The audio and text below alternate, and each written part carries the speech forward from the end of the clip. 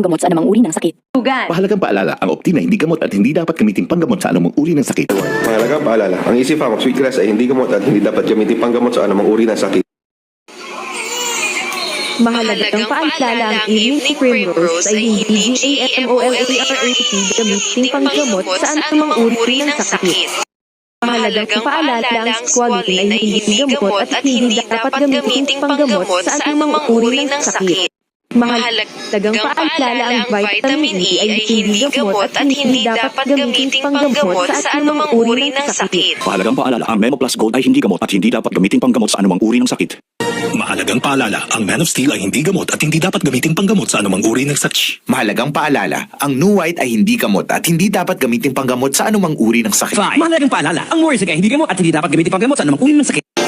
Mahalagang paalala, ang Chewy's Immunolicious ay hindi gamot at hindi dapat gamitin panggamot sa anumang uri ng sakit. Mahalagang paalala, ang Spirulina ay hindi gamot at hindi dapat gamitin panggamot sa anumang uri ng sakit. Mahalagang paalala, ang Grow Rich Virgin Coconut Oil ay hindi gamot at hindi dapat gamitin panggamot sa anumang uri ng sakit. Mahalagang paalala, ang Organic Acai Premium Blend at Capsule ay hindi gamot at hindi dapat gamitin panggamot sa anumang uri ng sakit. Mahalagang paalala, ang MXT ay hindi gamot at hindi dapat gamitin panggamot sa anumang uri ng sakit. Mahalagang paalala, ang MX3 capsule ay hindi gamot at hindi dapat gamitin panggamot sa anumang uri ng sakit. Mahalagang paalala, ang Lola Remedios ay hindi gamot at hindi dapat gamitin panggamot sa anumang uri ng sakit.